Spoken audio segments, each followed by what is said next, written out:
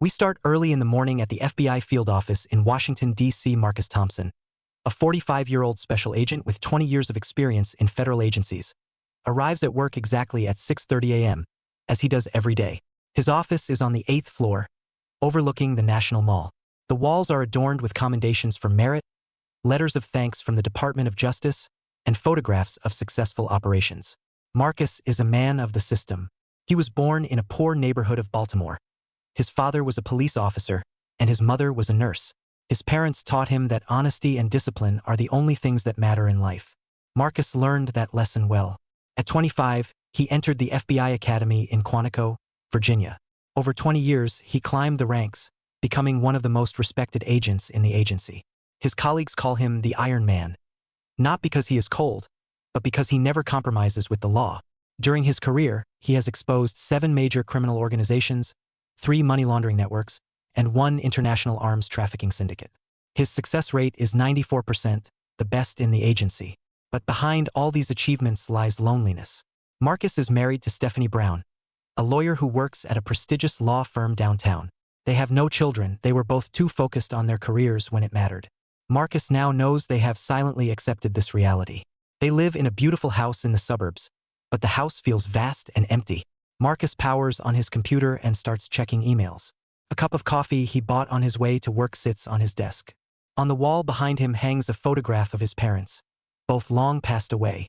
His father died of a heart attack when Marcus was 32. His mother followed him 2 years later.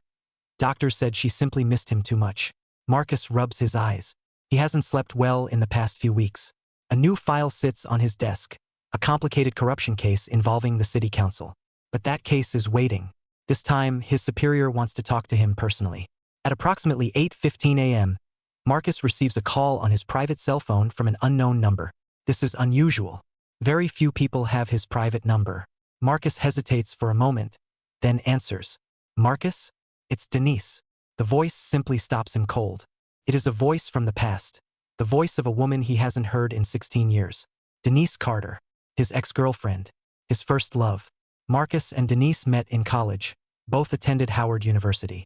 She was a bright, ambitious young woman studying pharmacology. They dated for 3 years. Marcus was madly in love with her. They planned to get married, but then something unplanned happened. When Denise found out she was pregnant, Marcus was 28 and just starting his job at the FBI. They discussed it tearfully. Marcus wanted to marry her and raise the child, but Denise told him she wasn't ready. Her career was just beginning. She told him she would arrange for an open adoption. He could always be in the child's life, but he didn't have to be tied to her. Marcus agreed, though it broke his heart. Denise moved to Chicago to have the baby and hide the pregnancy from her family and friends. The child was a boy. They named him DeAndre, but after DeAndre was 2 weeks old, Denise cut off all contact. She married someone else, moved to California, and then to other cities. Marcus always wanted to see his son, but Denise was adamant. She slipped out of his life almost as quickly as she entered it. Now, after 16 years of silence, she is calling him. Denise, Marcus says, his voice trembling with a multitude of emotions. Is that you? How did you get my number? Yes, it's me. Marcus, I need to talk to you about DeAndre. Personally. Could we meet? Marcus sits motionless. His heart is pounding in his chest. DeAndre wants to see you? He asks. Yes, he really wants to meet his father. He's always asked about you. Marcus, he's a great boy. You'd be proud. But he needs a connection with you. We both need that connection. I know I was unfair in the past, but time gives me clarity. I want to fix this. Marcus feels like he's been hit. When? He asks. When do you want to meet? Next week. I've been living here in DC for 2 years. I wanted to make sure DeAndre was settled before asking you. But now he's ready. And I am too. Marcus agrees. They set a meeting for next Thursday at a small cafe not far from Capitol Hill. After Marcus hangs up, he sits paralyzed. 16 years. 16 years he has waited for this day. 16 years he had resigned himself to never having his son. And now, suddenly, the boy wants to meet him. Marcus calls Stephanie at work. He needed to tell someone. When he does, Stephanie is silent for a long moment. Marcus, that's good. It's good that you're meeting him. But be careful. It might be harder than you think. This isn't the same as being a father to a newborn. This is a teenager who already has a life, memories, a formed personality. You don't know what's waiting there. Marcus knows she's right, but he can't help himself. He can't do anything all day. He just mentally replays what the meeting might look like. That week, Marcus is tormented by anxiety. He consults a family lawyer to understand his legal rights.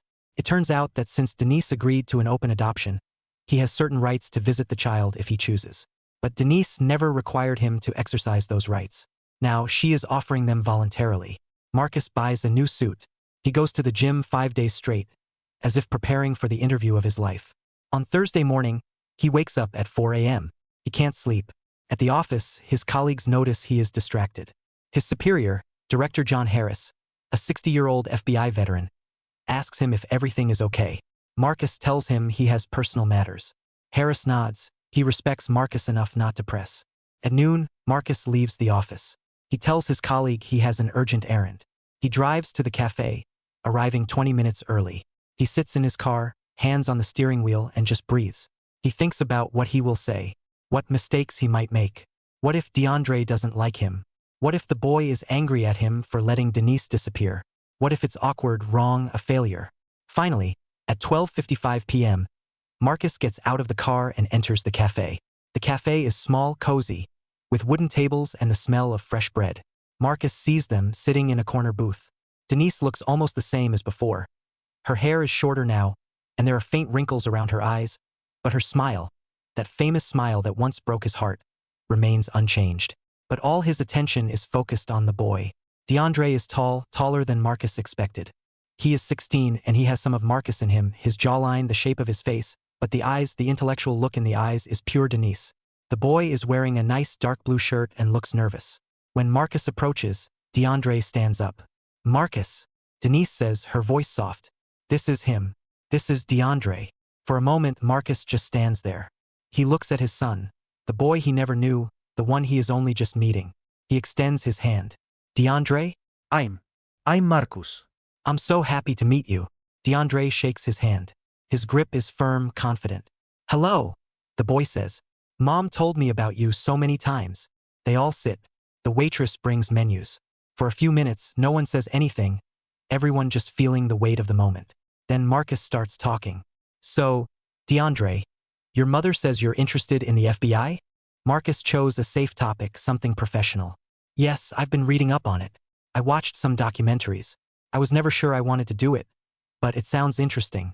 You expose criminals, right? Yes, that's part of it, Marcus says, feeling more comfortable. We investigate federal crimes, organized crime, terrorism, cybercrime, corruption. It's complex, but it's honorable. It gives you a sense of purpose. DeAndre nods, absorbing every word. How did you know you wanted to do it? At what point did you decide this was for you? Marcus tells him about his father, the cop, and how his father inspired him to serve. He talks about the years at the academy, his first cases. DeAndre listens, fascinated. Denise watches them both, and you can see relief in her eyes. It's working. It's not awkward. 2 hours pass. They ordered coffee, then lunch. Marcus tells stories about his job. Safe stories, nothing confidential but interesting enough. DeAndre laughs in the right places. The boy is smart, polite, well-mannered. Marcus sees potential in him. Then, as they finish lunch, Marcus says, DeAndre, I'd like to invite you and your mother to my office. I know a person in the tour unit. I think you'd both enjoy seeing how all this works. It would be an honor for me. DeAndre looks at his mother. Denise nods. That would be wonderful, she says. When the meeting ends, Marcus feels transformed. He has met his son, and it was even better than he dreamed. Marcus drives back to the office in a daze. His phone is buzzing with text messages from DeAndre on the number the boy asked his mom for. The text reads, Hi, it's DeAndre. Thank you for meeting us today. It was great. I was never sure who you were, but I'm glad I know now. Marcus replies, I'm glad too. It was the best day of my life. I look forward to our tour. The texts continue. DeAndre asks about different aspects of FBI work. Does Marcus have any guns? How many times has Marcus been in danger? What was the biggest case Marcus worked on? Marcus answers all the questions. They seem to have a real connection, a base understanding. When Marcus comes home that evening, Stephanie is waiting for him with a cup of tea. How did it go? She asks. It was perfect, Marcus says. His name is DeAndre. He's 16. He's smart, Stephanie. He's very smart. And he wants to know me. Stephanie smiles. but Marcus can see something in her eyes. A hint of worry, a bit of jealousy maybe, or perhaps she's just afraid that this will get complicated. That night, Marcus lies in bed next to Stephanie, but he can't sleep. He just thinks about DeAndre, the son he never knew, the son who suddenly wants to be part of his life. He doesn't know that this is ushering him into a life where nothing will ever be the same. He is missing the clue that is about to come, which will shatter everything he has built and force him to choose between the law he swore to uphold and the son he just met. Marcus comes into the office on Friday with a smile on his face that his colleagues have never seen before. He seems more relaxed, more human. His colleague, Agent Joan Miller, a 38-year-old woman with 12 years of experience, notices it and asks him, "What happened to you? You look happy," she says, joking. Marcus chuckles. "I met my son yesterday for the first time. He's 16. It changed my perspective." Joan smiles. "That's wonderful, Marcus. Honestly, you needed help living. You've been working so much." Marcus agrees with her. Maybe it was true. Maybe meeting DeAndre is a sign that he needs to reevaluate his priorities. At around 10 a.m., Marcus receives a call from Director Harris. "Thompson, come to my office." Immediately, Marcus wonders what happened. Director Harris doesn't often demand meetings. Marcus walks up the corridor to the 9th floor, where Harris's office is located. When Marcus enters, the director is sitting behind his massive, dark mahogany desk. Behind him, the windows overlook the city. But next to the director sit two other agents Marcus knows, Agent Stuart Jackson and Agent Lisa Rodriguez. Both work in the Financial Crimes Division. "Sit down, Thompson," Director Harris says. "We need to talk to you about a new priority case." The director explains that federal prosecutors have identified a major money laundering network that is using the pharmaceutical industry as a cover. The network has been operating for nearly 5 years, and it is extremely sophisticated. The money is coming from various criminal sources, the director explains. Organized crime, international drug dealers, corruption. The money is routed to pharmaceutical companies that look legitimate, but they are actually just shells. The money is then transferred to a network of banks in the Cayman Islands, Panama, and other jurisdictions. We're talking about $500 million a year. Marcus absorbs the information. "What do you want me to do?" he asks. "We want you to lead the task force," Agent Jackson says. "You're the best money laundering agent we have. You need to track the money, identify the key players, and give us what we need to build the case." Marcus nods. This is a huge assignment, an honor he is taking in stride. "When do I start?" he asks. "Immediately," the director says. "You have full access to all the information we have." Marcus spends the next 3 days in a room full of files, documents, bank records, and corporate structures. Agents Jackson and Rodriguez help him. They create diagrams on the wall showing how the money flows through the network. On the 4th day, as Marcus looks at the corporate structure, he freezes.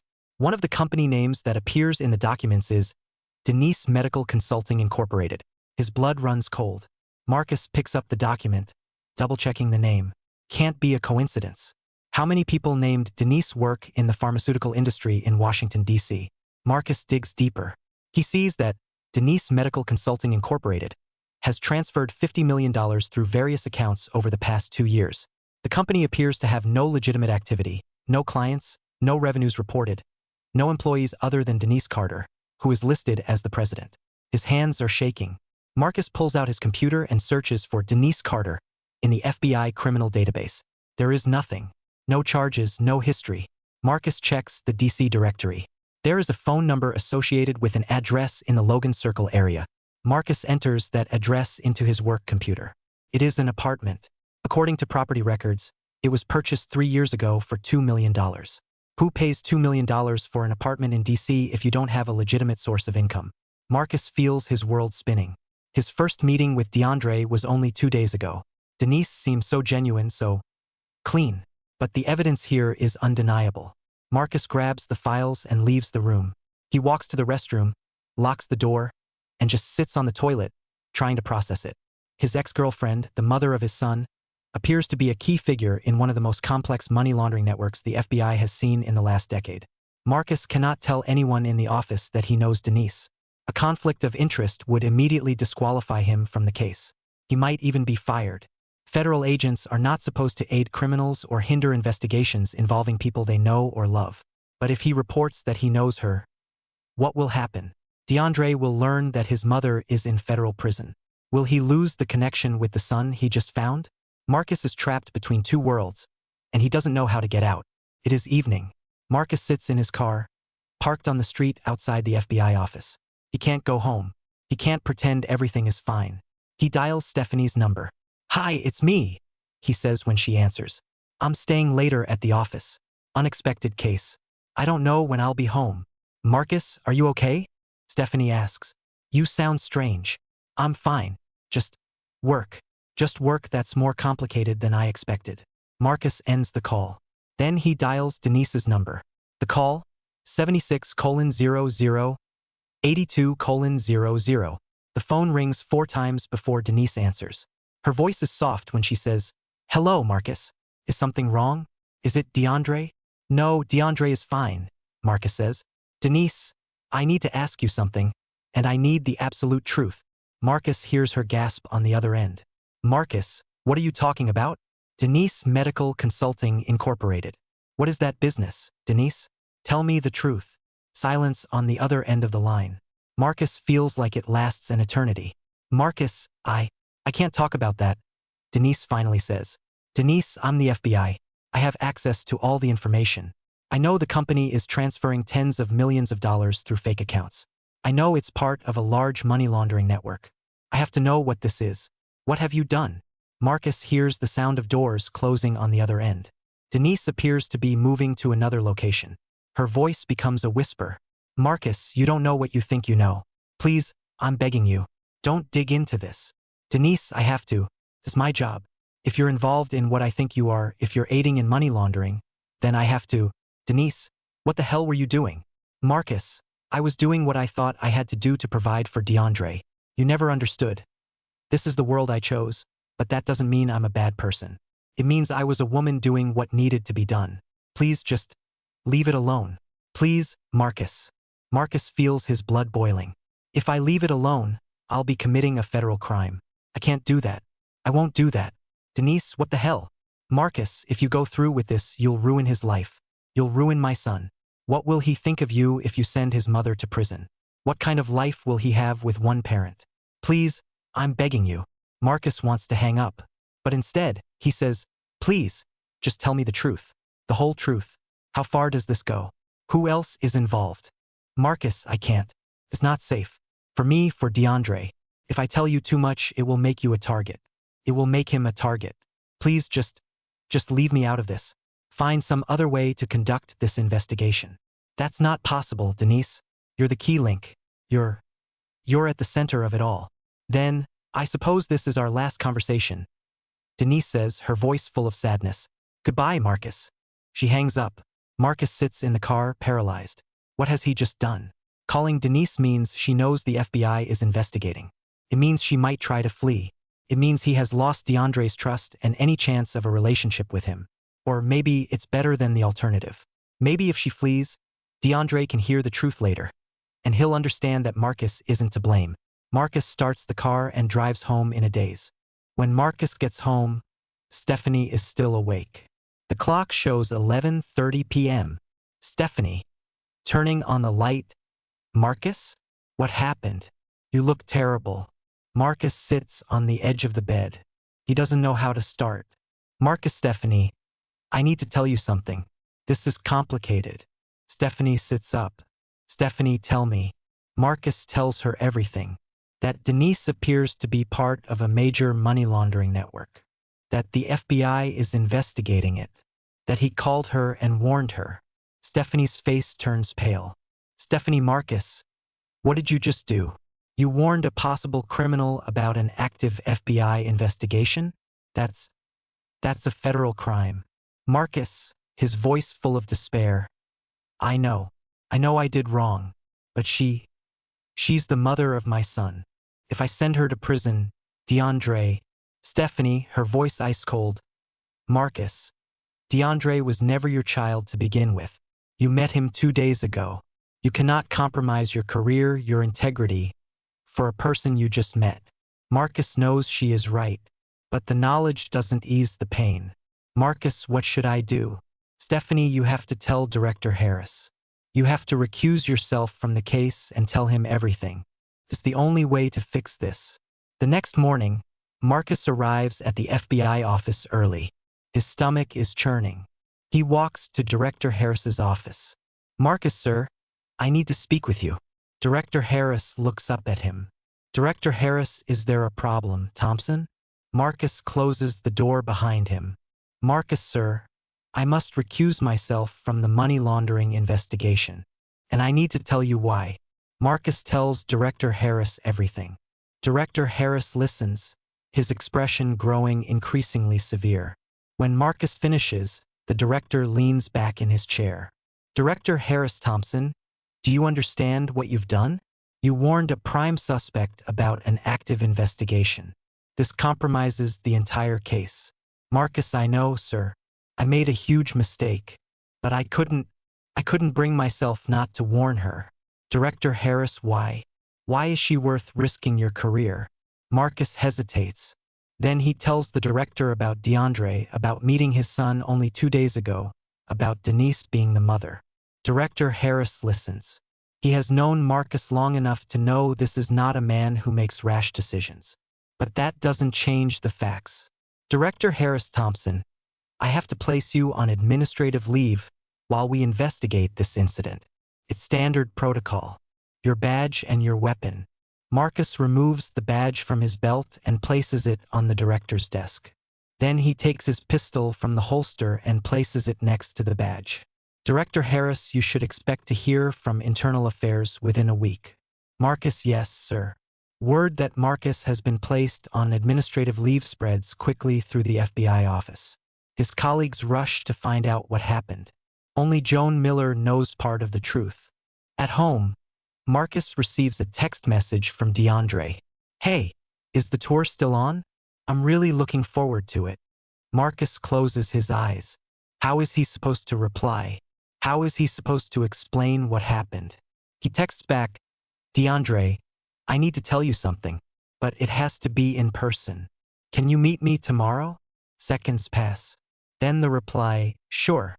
Is something wrong? Marcus doesn't know how to answer. Everything is wrong. Everything is messed up, and he doesn't know how to fix it. Marcus meets DeAndre at the same cafe where they first met. The boy looks concerned. He can sense that something serious is happening. DeAndre, as he sits down, "Hi, what's wrong? You look like someone died." Marcus doesn't know how to begin. "Marcus, DeAndre, I need to tell you something about your mother. This is difficult, and I don't want to hurt you." DeAndre, his voice rising in tone. "What are you talking about?" Marcus, "DeAndre, your mother. She appears to be involved in illegal activities. The FBI is investigating her. I was assigned to lead that investigation, but when I realized who she was, I called her and warned her." DeAndre stands up from his chair. "DeAndre, you just told me my mom is a criminal? You just told me that straight out?" Marcus, "I didn't know how else to tell you." DeAndre, I'm sorry. "I know this is a shock." DeAndre, his voice trembling. "It's more than a shock. It means you come into my life 3 days ago. I think this is great, and then you ruin everything. I'd rather you hadn't known about me at all." DeAndre walks out of the cafe. Marcus wants to follow him, but he knows it's futile. DeAndre is right. Marcus walked into his life and ruined everything. Later that night, Marcus gets a call from Director Harris. "Director Harris Thompson, you need to come back to the office." Immediately, Marcus drives to the office. When he arrives, he sees the office buzzing with activity. Federal agents are walking through the corridor, carrying files. Director Harris, Agent Jackson, and Agent Rodriguez are waiting for him in the conference room. "Director Harris Thompson, your warning to Carter actually enabled us to find something out. She attempted to wire $200 million out of her accounts within the last 12 hours. That forced our hand." Agent Jackson continues. "Agent Jackson, we secured seizure warrants. We plan to hit her apartment, her office, and her bank accounts tomorrow at 6 a.m. Marcus feels his guts twist. "Director Harris, furthermore, your leak of information actually exposed something bigger. Carter wasn't acting alone. Our team traced connections. There were 2 other individuals involved, individuals who may be high-ranking in the FBI Financial Crimes Division. Marcus mouths the words. Marcus who? Director Harris, we can't tell you yet. You're still under investigation, but your cooperation will help. The next morning, Marcus decides to follow the raids from afar. He is parked in his car 2 blocks from Denise's apartment. He watches as federal agents enter the building. 20 minutes later, they walk Denise out in handcuffs. Marcus feels his heart breaking. She looks so small, so helpless in the handcuffs.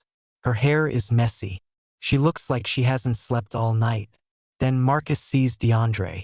The boy is standing in the apartment window, looking down at his mother being led away by federal agents. Even from a distance, Marcus can see the tears on the boy's face. Marcus wants to get out of the car and help, but he can't. He is the reason this happened. He is the reason DeAndre is watching his mother get arrested. Later that day, agents hit Denise's office and find evidence pointing to 2 high-ranking FBI agents who were assisting in the money laundering. One of them was Agent Timothy Brown, who had been with the FBI for 15 years. The other was Agent Victor Gutierrez, 12 years of service. Both were arrested on the spot. The FBI is dealing with internal corruption. Denise is held in a federal detention center while she awaits her preliminary hearing. Marcus is permitted to speak with her once in a room where they can sit face-to-face across the table. When Denise sees Marcus, her initial expression of anger softens. Denise, Marcus, I didn't expect you to come. Marcus, I need to talk to you. I need to understand what happened. I need to understand why you did this. Denise sits in silence for a while. Then she begins to speak. Denise, Marcus, remember when we were in college? I said I wanted to be a big thing in the pharmaceutical industry. I thought I was going to be a company executive, innovate, help people. Marcus nods. Denise, well, I went into the pharmaceutical industry, and I was good at it. I was very good. But then I realized the system is broken. Women, especially women of color, can't rise. The glass ceiling is too thick. I was qualified, but I was invisible. Companies hired men less qualified and gave them promotions. Marcus, his voice cold. So you decided to become a criminal? Denise, no. I met a man named Victor Gutierrez. I met him at a conference. He told me he worked for a bank, and he was looking for people who could help him in business. I was skeptical, but then he offered me $5 million to help. $5 million, Marcus. Marcus, for what? Denise, to use my pharmaceutical company as a shell. That's it. I opened a shell company, and Victor and Timothy helped me get the legal structures in order. The money flowed in, I kept 50% in the shell company, and Victor and Timothy took the rest. Marcus, where did the money come from? Denise, criminal sources. Drugs mainly. Organized crime. Sex trafficking. Marcus, I didn't want to know the details. I just didn't want to. I wanted to believe I was just doing a financial transaction, that I wasn't actually aiding crime. Marcus, but you were. Denise, agreeing I was, and with every year I got deeper. Victor and Timothy pressured me to expand the operation. More money, more shell companies, and then I felt trapped. If I tried to get out, they threatened me. They said they could hurt DeAndre. Marcus feels the anger rising in him. Marcus, they threatened my son? Denise, tears streaming down her face. Yes, that's why I kept going. I thought if I did what they said, DeAndre would be safe. But it was wrong. It was stupid. And now he's going to lose me because you called me and warned me, and I tried to wire the money, and that forced the FBI's hand. Marcus, stopping her, no. If I hadn't called you, the FBI would still have figured it out. It was a matter of time. By calling you, I gave you a chance to do the right thing. Denise, but I didn't. I chose to run. Denise's preliminary hearing is held 2 weeks later.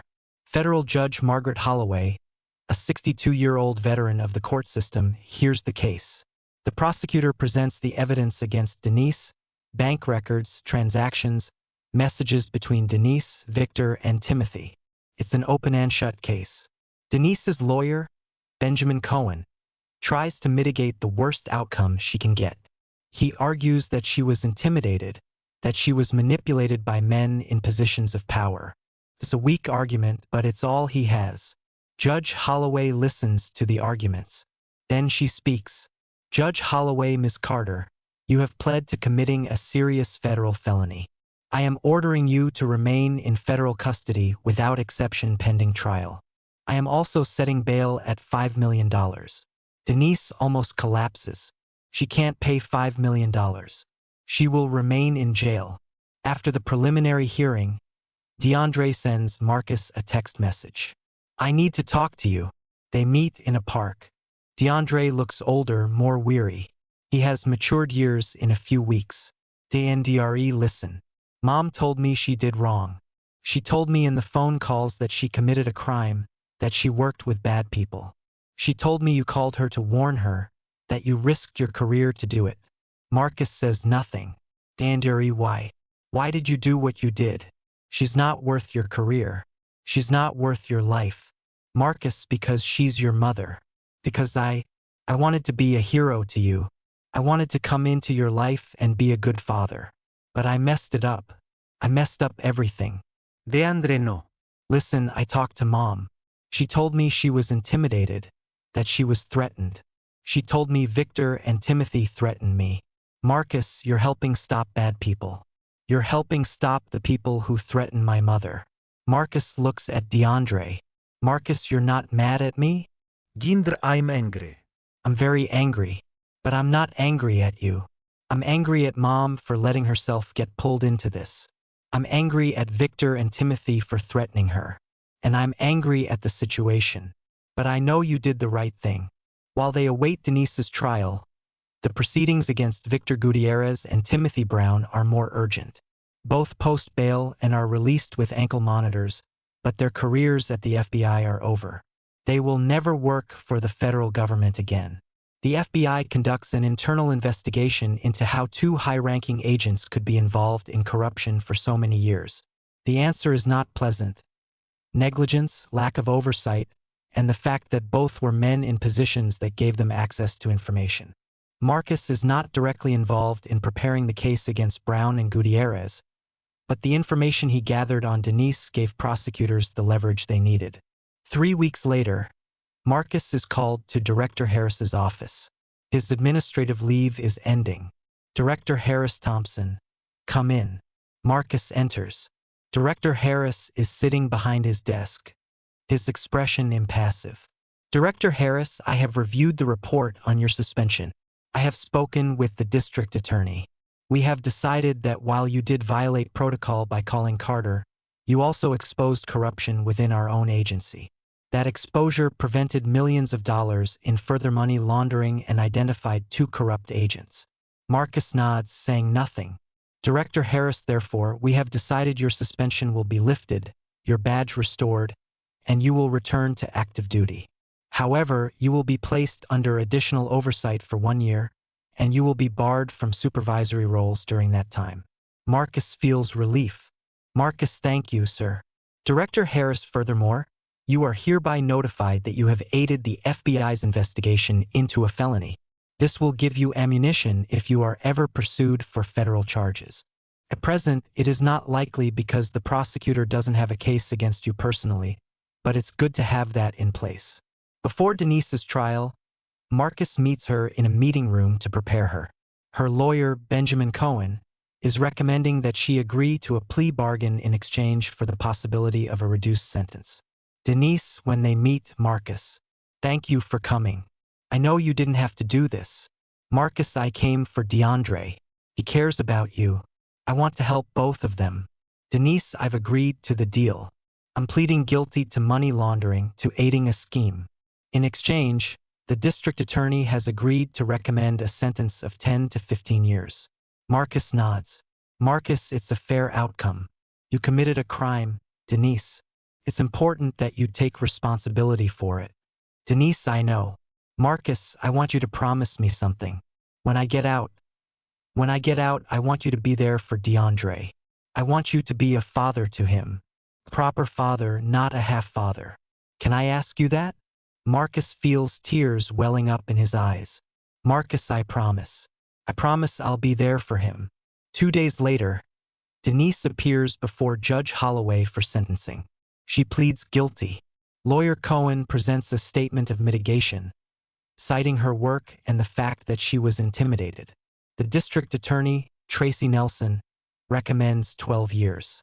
Judge Holloway, Ms. Carter, you have committed a serious federal felony. You aided in the laundering of money that funded further crimes. However, I will note that you cooperated with the investigation and that you were intimidated. I sentence you to 12 years in federal prison. Denise cries in the courtroom. DeAndre, sitting in the gallery, cries too. 1 year has passed. DeAndre is now 17 and living with Marcus and Stephanie. The first few months were difficult. DeAndre was troubled, messed up, and angry. Marcus had to send him to counseling to help him process what had happened. Stephanie was frustrated at first. She didn't ask for a teenager in her life, but she started to see that Marcus truly needed this, and DeAndre needed a father. Now, DeAndre attends a public high school in Washington. He's doing well in class. He joined the basketball team. He and Marcus are developing a real, genuine relationship. Marcus takes DeAndre to the FBI to show him how the agency works. Marcus even gets permission for an extended, deeper dive into the academy.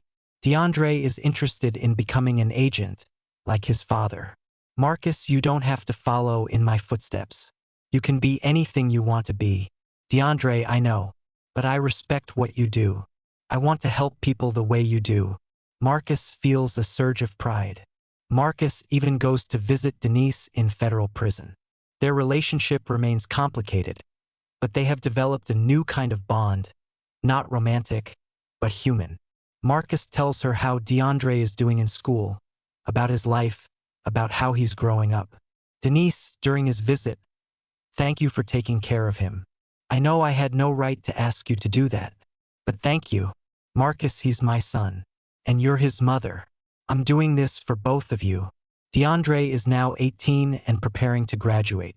He received a fully subsidized scholarship to Howard College, the same college where Marcus and Denise met all those years ago.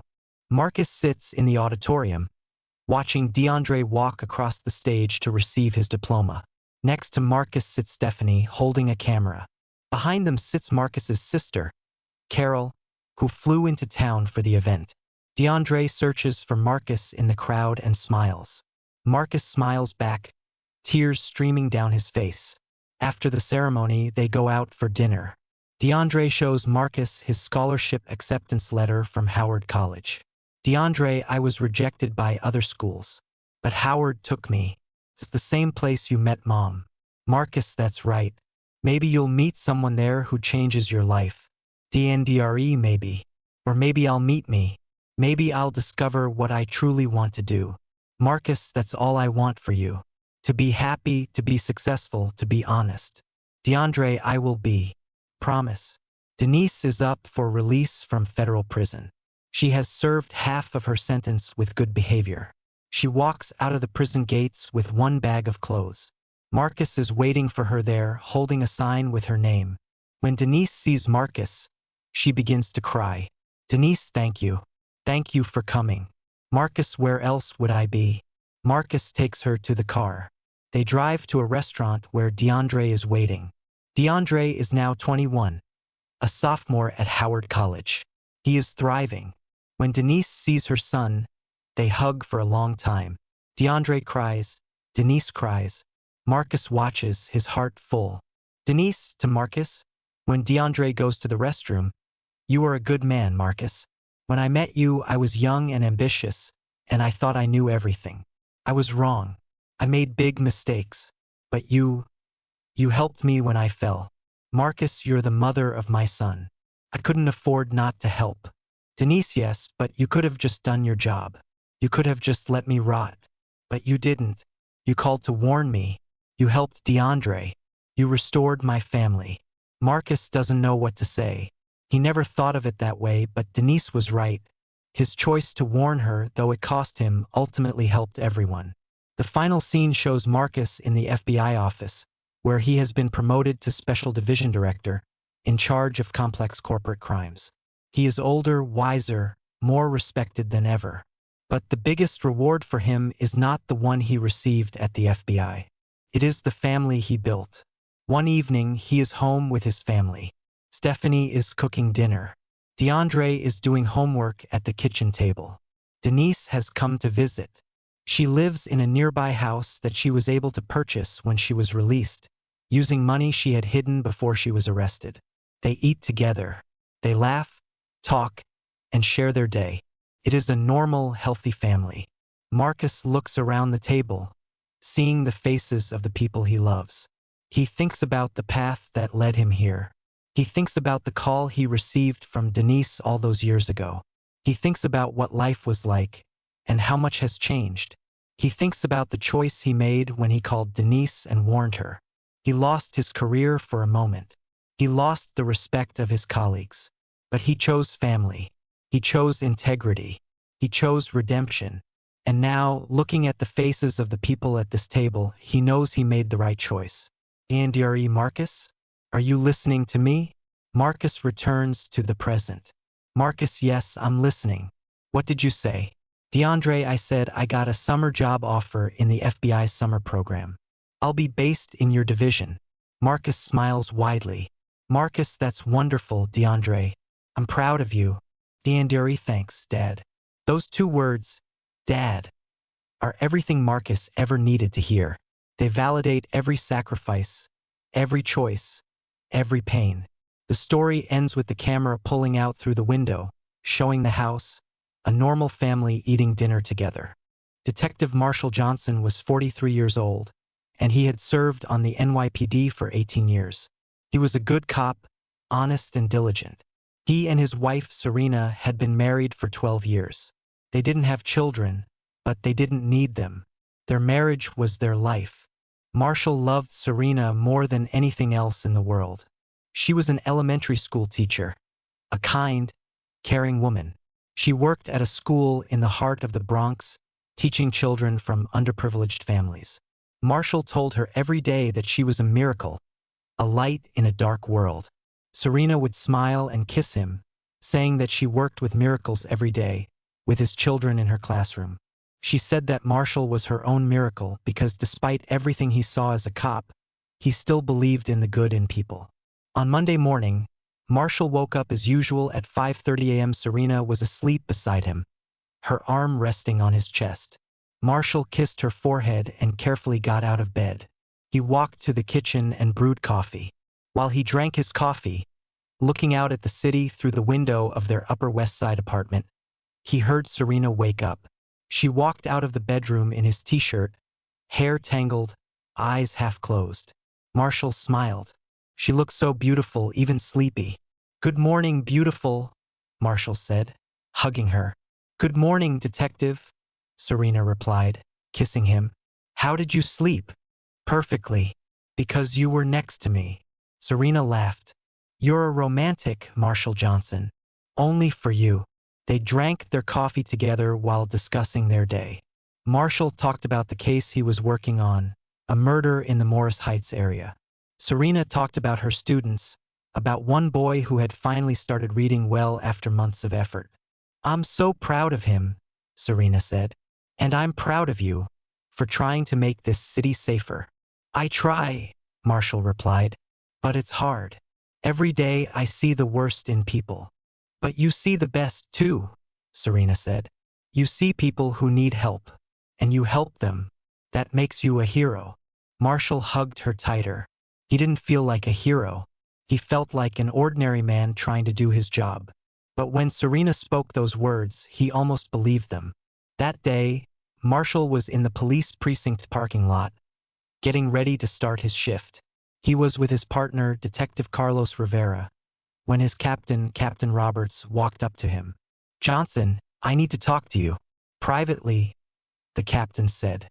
Marshall followed the captain into his office. The captain closed the door behind him. "Johnson, I got a call from the feds," the captain said. "They want me to inform you of something, and it's sensitive." "About what, sir?" Marshall asked. "About your wife." "Your wife, Serena." Marshall felt his stomach clench. Did something happen to Serena? Is she in danger? No, she's not in danger. But, Johnson, your wife is an undercover FBI agent. She's been working deep undercover for the last 5 years. Marshall had to sit down. His legs lost their strength. What? That must be a mistake. Serena is a teacher. She works at an elementary school. That's her cover, the captain explained. Federal marshals worked with her to create a complete legend. She genuinely teaches, but she's also working for the FBI. Her work at the school gives her access to certain communities and allows her to be in place for her work for the federal authorities. She never told me anything, Marshall whispered. She couldn't, the captain said. It's a security operation. Not even her immediate family could know. If you're a target. If her adversaries find out she's married to a cop, they could use you as leverage against her. Marshall ran a hand over his face. His mind was spinning. His wife was a federal agent.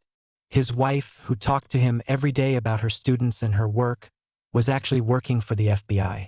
His wife, who kissed him every morning and every night, was leading a double life. Why are you telling me this? Marshall asked. Because we received word that her operation is about to wrap up. The federal marshals want you to be prepared for it. When her operation is complete, she'll be able to tell you herself. But until then, you have to act normal. You can't tell anyone. You can't even let Serena know that you know. That's impossible, Marshall said. I can't just live with my wife who's lying to me all the time. You have to, the captain said. Her life depends on her cover remaining intact. Marshall walked out of the captain's office in a state of shock. He sat in his car in the parking lot and just breathed. His wife was FBI. His wife was a liar. But then he thought about her. He thought about how she spoke about her work, her students, her life. She never seemed truly happy. She always seemed a little distant, always ready. Now he understood why. She was living under threat. She was living with fear. Marshall could barely start his shift. His partner Carlos noticed he was distracted. You okay, detective? Carlos asked. Yeah, I'm fine, Marshall replied, lying. Just a bad day. After his shift, Marshall drove home. He opened the door to their apartment, and Serena was there, cooking dinner. She was in a striped shirt, her hair pulled back in a bun. She smiled at him as always. Hi, detective, she said. How was your day? Marshall wanted to ask her who she was. He wanted to ask her why she lied to him. But instead he said, good. How was yours? Good. One of my students won an award for his essay. I was so proud, Serena said, kissing him. Marshall hugged her, but his mind was somewhere else. This woman he loved wasn't entirely who he thought she was. She was something more, or maybe someone different. A week passed. Marshall kept pretending he knew nothing. He hugged Serena, kissed her, listened to her stories. But inside he was seething. It felt like he was living with a mountain of lies. At the end of the week, on Friday evening, Marshall and Serena went out for dinner. It was their favorite Italian restaurant on the Upper West Side. They sat by candlelight, eating pasta and drinking wine. I love you, Marshall, Serena said, taking his hand across the table. Marshall looked at her. He wanted to tell her that he knew. He wanted to tell her she was lying. But instead he said, I love you too. Even if I'm not entirely who I seem to be? Serena asked, her eyes suddenly full of tears. Marshall froze. What do you mean? He asked. Marshall, I need to tell you something, Serena said. But I can't tell you here. We need to go home. We need to be in private. They returned to their apartment. Serena closed all the blinds and checked their apartment for bugs, using a small device she pulled from her purse. Marshall, I assume you know, Serena said. Captain Roberts told you, right? About who I really am. How did you know? Marshall asked. Because you've been acting differently, Serena said. You're more distant. You don't look me in the eye the same way. And I know men, I'm trained to spot lies. I saw your lie. Marshall stood up from the couch. Serena, or whatever I should call you, I don't know what to say. You've lived with me for 5 years, lying to me every day, every hour. What am I supposed to say? How am I supposed to feel? You should feel betrayed, Serena said, standing up. Because it is a betrayal. I love you, Marshall. That is true. But I had to lie to you. I had to lie to keep you alive. Keep me alive? Ima kop, Serena. I understand danger. I chose this life. But you didn't choose this life, Serena said. You chose me. And by choosing me, you chose danger without even knowing it. If the people I'm working with find out about you, if they find out I'm married to a cop, they'd use you as leverage. They could kill you to force me out of the operation. That's why I had to keep you in the dark. It was the only way to keep you alive. Marshall felt like his life was falling apart. Who are you, Serena? Who are you really? I'm still Serena, she replied. I'm still the woman you love. I'm still the one who teaches children at school. I'm still the one who cooks you dinner every night. I'm still the one who wakes up next to you every morning. But I also work for the FBI. I'm also working undercover to expose one of the largest human trafficking rings on the East Coast. Human traffickers? Marshall asked. Yes, people who kidnap women and children and sell them into slavery. I'm working to expose their network, arrest them, and rescue the victims. That's why I couldn't tell you. Because if you knew, and if those people found out, my operation would have been compromised. Marshall ran a hand over his face. He was a cop. He knew about these things. He knew about human traffickers, about the victims, the pain and the fear.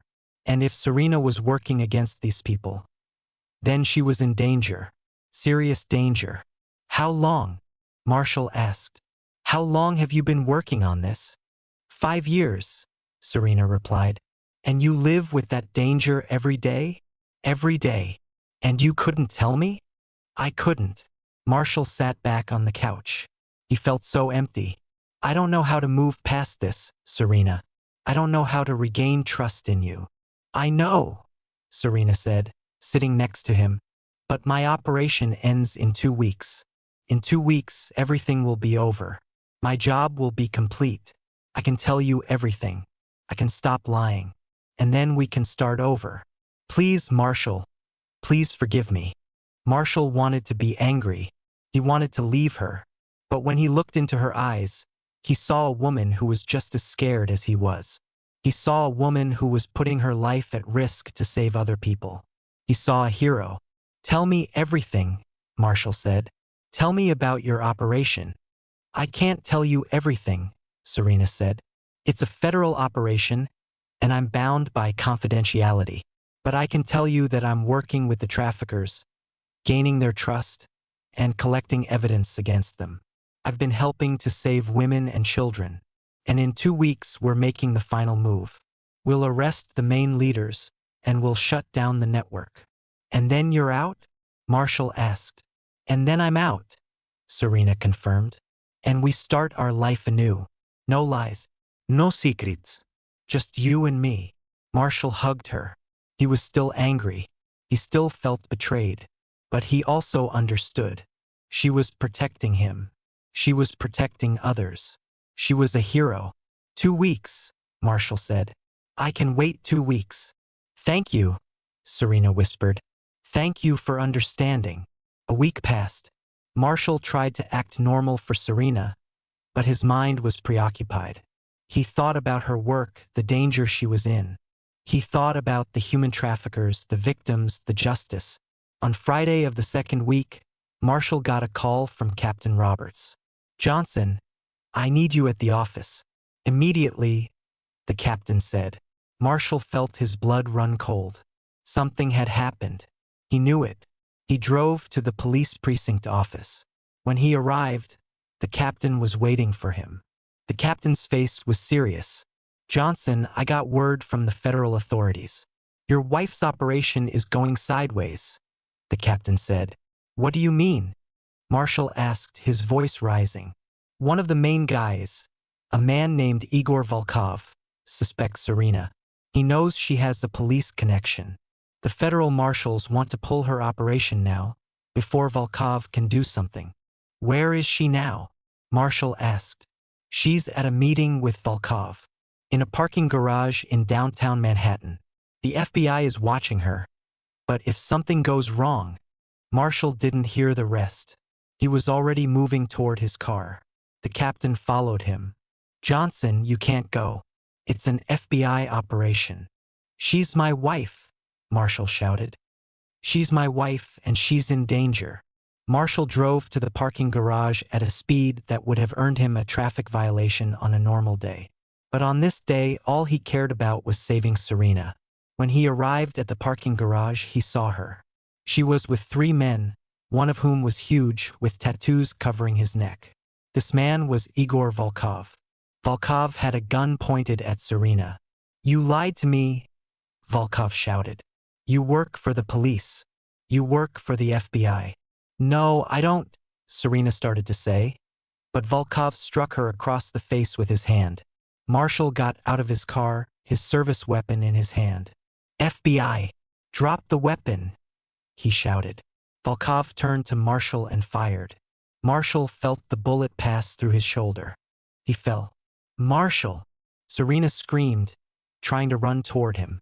Volkov grabbed her and placed the gun to her head. If you move, she's dead, he shouted. At that moment, the FBI agents emerged from their hidden positions. They surrounded the parking garage, all their guns pointed at Volkov and his men.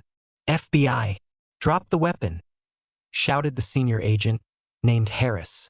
I'll kill her, Volkov screamed. I swear, I'll kill her. But then Serena moved. She twisted inside his grip and struck him in the face with her elbow. Volkov fell, dropping the gun. Serena, quick and trained, grabbed the gun and pointed it at Volkov. Federal marshals rushed in, putting Volkov and his men in handcuffs. Serena ran to Marshall. An ambulance was already on its way. Serena held him, crying. Are you okay? Are you okay? Serena wept. I'm okay, Marshall said, blood seeping from his shoulder. But I did not go where you told me not to go. I know, Serena said, and I'm glad you did, because if you hadn't, I would have been dead. Paramedics arrived and took Marshall into the ambulance. Serena rode with him, holding his hand. Don't leave me, Marshall said. Never, Serena replied. At the hospital, the doctor told Marshall that the bullet had gone straight through his shoulder, missing the major arteries. He was lucky. A few centimeters in a different direction, and he would have been dead. While Marshall recovered in the hospital, FBI agents arrested Volkov and his network. Serena's operation was successful. She had helped expose the entire human trafficking ring. She helped rescue 200 women and children who had been forced into slavery. Serena was a hero. 3 days later, Marshall was discharged from the hospital. Serena drove him home. Thank you, Marshall said when they walked into their apartment. For what? Serena asked. For being a hero. For saving people.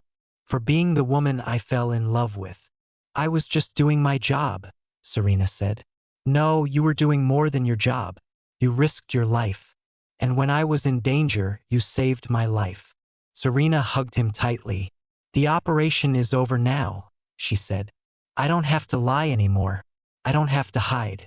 I can just be Serena, your wife. And that's all I ever wanted to be. I know you were a liar, Marshall said. But you were a saintly liar. You lied to save lives. I can forgive that. Serena cried. Thank you, she whispered. Thank you for understanding. A year passed. Marshall fully recovered from his injury. Serena completely left the FBI and returned to her full-time teaching career. They started fresh. Marshall learned that before her federal job, Serena was a military naval officer, trained in combat. She was a fighter, a protector. She was a warrior. Marshall understood now why she couldn't tell him, why she had to lie, because the truth would have put him in danger. But now the danger was gone, and they were free. They were on the rooftop of their building, looking down at New York City. The city glittered with lights, as always. Are you happy? Serena asked, holding his hand. I'm happy, Marshall replied, because I'm with you. Even after all the lies? Even after all the lies. Because your lies saved lives. Your lies saved other people. And now, the truth can live between us. Serena kissed him, and they looked at the city together, two people who had made the world a little safer, a little better. I love you, Detective Johnson, Serena said. I love you too, Agent Carter, Marshall replied. And they stood together on the rooftop, the city lights burning around them, two heroes who had become one. 2 months after the operation was completed, Marshall and Serena's lives started returning to normal. Marshall returned to his work as a detective, and his shoulder had healed almost completely. Serena began teaching full-time, no longer worried about her double life. But one evening, as they sat on the couch watching TV, Serena told Marshall something that changed everything again. Marshall, I'm pregnant, she said, taking his hand and placing it on her stomach. Marshall went through a moment of shock, then joy. You're pregnant? We're going to have a baby? Yes, Serena smiled. I wanted to wait until I was absolutely sure. I took 4 tests and they were all positive. Marshall, we're going to be parents. Marshall hugged her so tightly that she laughed. He cried happy tears. He never thought he would be a father. He never thought he would have a child with Serena. In the following months, their lives changed completely. They began preparing a room for the baby. Marshall took Serena to prenatal visits. He listened to their baby's heartbeat on the ultrasound and cried once more. But then, in Serena's 7th month of pregnancy, Marshall got a call to the office. Captain Roberts wanted to see him. Johnson, I need to tell you something, the captain said, and it's related to the federal operation. What happened? Marshall asked, his stomach tightening. Is Serena okay? As far as I know, she's fine. But the FBI got information that one of the people Serena freed during her operation might be in danger. One of the victims? Marshall asked. Yes, a woman named Tasha. She was held by the traffickers for 3 years. Serena helped rescue her. Now, Tasha is testifying against the traffickers in federal court. The FBI has received death threats against her. They believe people connected to the Volkov network are trying to get rid of her. Why are you telling me this? Marshall asked. Because Tasha lives in the precinct we patrol. And because the FBI thinks they can use her as bait to catch the people coming after her. But they need police help. They need your help. Marshall stood up. I can't. Serena is 7 months pregnant. I should be with her, not in the field. I know, the captain said. But this woman, Tasha, she could be dead if we do nothing. And if Tasha is dead, then everything Serena achieved, all the people she saved, they could be in danger. The people who kill witnesses might walk free. Marshall knew the captain was right. He couldn't ignore this. But he also couldn't leave Serena. Let me talk to Serena, Marshall said. Later that night, Marshall told Serena about the request. Serena listened carefully. You have to go, she said when he finished. But you're 7 months. I know. But Tasha is a victim. I spent 5 years protecting victims. I won't allow you to stay home and do nothing while someone could be murdered. You have to go. You have to protect her. But you need protection too, Marshall said. I'll be fine. I'm strong enough to take care of myself. I'm a soldier. Remember? I'm a fighter. Please, Marshall. Please go and do what you have to do. Marshall left Serena reluctantly. He joined the task force that was set up to protect Tasha. Tasha lived in a small apartment in Harlem. She was a young woman, maybe 22, with huge, frightened eyes. She had been through a horror few people could imagine. Her body bore the scars of her captivity, both physical and emotional. Thank you for protecting me, Tasha told Marshall. I'm here to make sure you survive to give your testimony, Marshall replied. These people need to go to jail. They kill people who speak out against them, Tasha said, her voice trembling. Do you know? They killed my friend Michelle when she tried to run away. They pretended it was an accident. But it wasn't an accident. I know, Marshall said, and I promise you I will protect you. Nothing will happen to you on my watch. Marshall and the other detectives set up surveillance on Tasha's apartment. They were in cars on rooftops everywhere. They waited to see who would come for Tasha. 3 days passed without incident. Marshall started to think perhaps the threats were empty. But then, on the 4th day, around midnight, Marshall got a call from Serena. "Marshall, something's wrong," she said. Her voice panicked. "I need help. My contractions have started, but they're too early. I shouldn't be in labor for another 2 months." "I'm calling an ambulance," Marshall shouted. "I'll be there." Marshall handed over responsibility to his partner, Detective Michael Hansen, and raced to the hospital. When he arrived, Serena was already in the delivery unit. The doctor, Dr. Richards, was serious. "Your wife is in premature labor," Dr. Richards said. "The baby is not ready to be born yet. We're doing everything we can to stop the labor. But if it continues, we might have a problem." "What does a problem mean?" Marshall asked. "It means the baby may not be ready for life outside the mother. There could be problems with breathing, with nutrition, with the baby's organs." Marshall felt like his world was collapsing. He had just gotten his baby. He couldn't lose him. "I want to see her," Marshall said. He was allowed into Serena's room. She was in bed, in pain, tears on her face. "Marshall," she cried when he entered. "Something is wrong with the baby. I can feel it. I can feel that something is not right." "Shh, calmly," Marshall said, taking her hand. "You're in good hands. The doctor says they're doing everything they can." "I don't want to lose our baby," Serena sobbed. "You won't," Marshall said, though he wasn't sure if it was true. "I promise you won't." For the next 12 hours, Marshall stayed with Serena. Her labor continued. Dr. Richards gave her medication to stop the labor, and it seemed to be working. But then, on the 2nd day, a complication arose. Serena's oxygen level dropped, and the baby's heartbeat became irregular. "We need to do a C-section now," Dr. Richards said. "The lives of the mother and the baby are in danger." "Do what you need to do," Marshall cried out. Serena was taken to the operating room. Marshall waited in the waiting room, his hands trembling. He prayed. For the first time since childhood, Marshall prayed. He prayed to God to save Serena and his child. 2 hours later, Dr. Richards came out of the operating room. "You have a daughter," the doctor said, smiling. Marshall could barely breathe. "Is she healthy? Is Serena healthy?" "Your wife is healthy. She will be sore for a few days from the surgery, but she will be fine. Your daughter is a little small because she was born early, but her vital signs are strong. We will put her in the intensive care unit for a few days for monitoring, but I think she will be okay." Marshall cried. A heavy, deep cry of relief. He was allowed to see his daughter. She was tiny, maybe 5 pounds, with small fingers and a little face. She was perfect.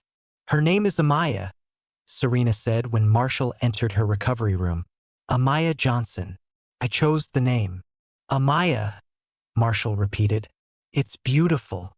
It means eternal in Japanese," Serena said, "because she is eternal. She is a part of us forever." Marshall hugged Serena as gently as he could, careful not to hurt her post-operative wound. "Thank you for giving me a daughter," Marshall said. "Thank you for being here," Serena replied. Marshall did not go back to the Tasha surveillance operation. His partner, Detective Hansen, took over. Marshall was too focused on his wife and daughter. But a week later, when Amaya was discharged from the hospital and Serena was recovering at home, Captain Roberts called Marshall.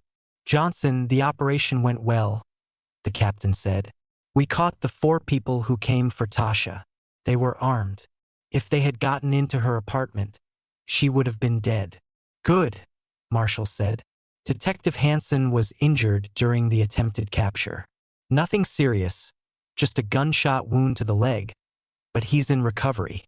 "I'll visit him," Marshall said. "And there's one more thing. Tasha is giving her testimony next week. Her testimony should close the cases against several major players in human trafficking." "Your wife did great work." "Yes," Marshall agreed. "She did. After the captain hung up, Marshall sat on the couch next to Serena. Amaya was sleeping in the bassinet next to them, her small belly rising and falling with each breath. The operation was successful, Marshall told Serena. They caught the bad guys. Tasha will give her testimony next week. Good, Serena said, her hand on his chest. We helped someone. Our daughter was born into a world with one less cruel person. Amaya will grow up knowing that both her parents made her world safer, Marshall said. She will know that we fought for justice. That's all I want for her, Serena said. Months passed. Amaya grew from a tiny infant into a healthy, happy toddler. Marshall and Serena were transformed by fatherhood and motherhood. Marshall began teaching at the basic level at the police academy, helping to train new officers. Serena continued teaching at her elementary school and also took care of Amaya. A year passed. Tasha gave her testimony, and the trial was tough. The people who were leaders in the human trafficking network received life sentences without the possibility of parole. Tasha, now protected, remained in an educational program and started a new life. Igor Volkov, the main guy, received 40 years in federal prison. He will die in prison, unable to harm anyone else. Serena received a commission as an honorary FBI agent. She no longer works for them, but the FBI recognized her contribution to their operations. Her photo was hung on the wall of the FBI office, next to other agents who had done exceptional things. Marshall was promoted to captain. He was on the path to leading his department someday. But all that really mattered to Marshall was his family. There was Serena, who was his wife, his heroine, his eternal love. There was Amaya, who was his daughter, who was his likeness and Serena's likeness. One day, when Amaya was 2 years old, Marshall, Serena, and Amaya were in the park, looking at the trees and flowers. "Daddy, what's that?"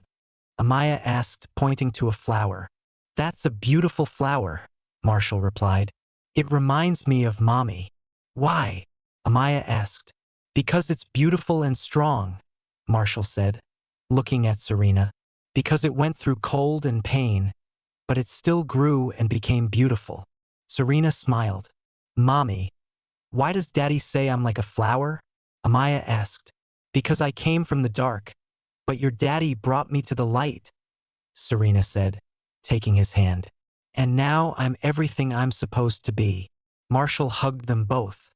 Life was good. Life was good because they were together. Life was good because they fought for something bigger than themselves. Life was good because they had hope. But then, without warning, Serena's cell phone rang. It was a number she didn't recognize. "Hello," Serena answered. After a few seconds, her face turned white. "Who is this? How did you get my number?" Marshall saw that Serena was in trouble. "What happened?" he asked. Serena covered the phone with her hand. "Marshall, there's a man on the line. He says he's Igor Volkov's brother. He says he's out of jail. Marshall, he's making threats." Marshall felt a chill down his spine. Volkov was in jail for 40 years. But Volkov had family. Volkov had friends. And apparently he also had a brother who was free. "Give me the phone," Marshall said. Serena gave him the phone. Marshall put it to his ear. "This is Detective Marshall Johnson, NYPD, Marshall said. "Who are you and why are you calling my wife with threats?" "My name is Viktor Volkov," the man on the line replied, his voice cold and dangerous. "I'm Igor's brother. Igor told me everything about your wife, about how she betrayed him, about how she ruined his life." "Your brother is a criminal," Marshall said. "He deserves to be in jail." "Maybe," Victor said, "but you shouldn't have let him be destroyed. You shouldn't have let your wife ruin my family. And now, I'm coming after her. If you try to do anything." But Victor hung up. Marshall immediately called the office and told the captain he needed protection for his family. Police arrived within 15 minutes. Marshall, Serena, and Amaya were put under protection. Officers were placed outside their house. "You couldn't be too careful. This can't be happening," Serena cried. "I did what was right. I saved people." "I know," Marshall said. hugging her. But people seeking revenge don't see right or wrong. They only see pain. They see what they've lost, and they want revenge. Marshall started an investigation to find Viktor Volkov. He began working with the FBI. They quickly discovered that Viktor was a street criminal with ties to organized crime. He was a dangerous man. The FBI issued a warrant for his arrest, but Viktor was loose. He was somewhere on the streets, planning an attack on Serena. Marshall couldn't sleep. He stayed awake every night, listening to sounds.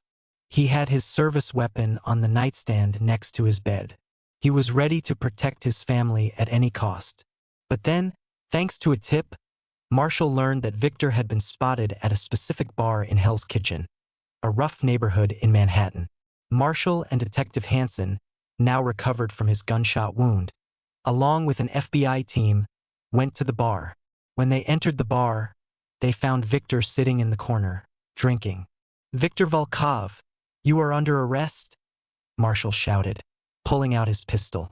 Viktor pulled out a gun and fired. Marshall fell. He was shot again, and this time he was wounded in the abdomen. "Marshall!" Hansen shouted. The FBI returned fire, and Viktor was killed. He fell to the floor, dead. Marshall was taken by ambulance. When he arrived at the hospital, the doctors told him the bullet had damaged his spleen, and they had to perform emergency surgery. "I might lose him," Serena said when she heard the news.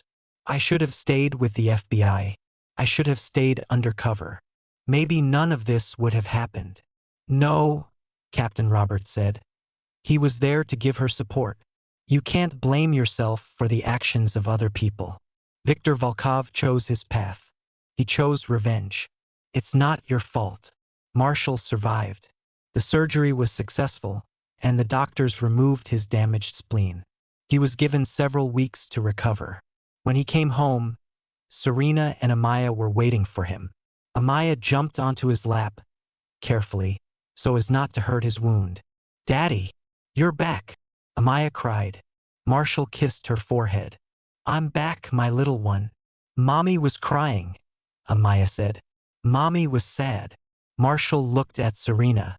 She was crying, but they were tears of relief. "I'm here," Marshall told her. "I'm not going anywhere." Serena hugged him, and they held each other, their daughter between them. After that day, Marshall and Serena made an important decision. They decided to leave New York. They decided to move somewhere safer, somewhere they could raise their family without fear. They moved to a small town in Vermont, away from the city, away from crime, away from danger. Marshall got a job as a police chief in the small town. Serena continued teaching, now at the local elementary school. They had a house with a porch and a yard where Amaya could play. They had a garden where they grew vegetables and flowers. Life was simple, peaceful, safe. One day, when Amaya was 5 years old, she asked her dad, "Daddy, when I was little, you were in danger, right? You told me stories." "Yes," Marshall said. "I was in danger, several times. But Mommy saved you, right?" "Yes," Marshall replied, looking at Serena. "Mommy saved me." "Mommy is strong," Amaya said. "Yes," Marshall agreed. "Mommy is very strong. And you're strong too, Daddy, because you protect people." "I try," Marshall said. "I try to be a hero, like your mommy." "You're already a hero," Amaya said, "because you're my daddy, and you protect me." Marshall picked up his daughter and spun her around, hearing her laugh. Serena watched them, smiling, her heart full of love. They had been through hell and came out the other side together. They had to endure pain, fear, betrayal, but they had survived. Because love survives. Love evolves. Love triumphs. And Marshall and Serena had one of the greatest loves ever. They had gone through the fire and emerged stronger. Years passed. Amaya grew into a strong, intelligent young woman. She knew the stories of her parents, about how they met, about her mother's double life, about the dangers they experienced. And she was proud. When Amaya was 18, she decided to join the FBI Academy. She wanted to follow in the footsteps of her mother and father. She wanted to be a hero. "I'm proud of you," Serena told Amaya when she heard the news. "But I want you to be careful. This job can be dangerous." "I know, Mom," Amaya said. "You taught me to be strong. You taught me to be brave. Now I'm following your steps."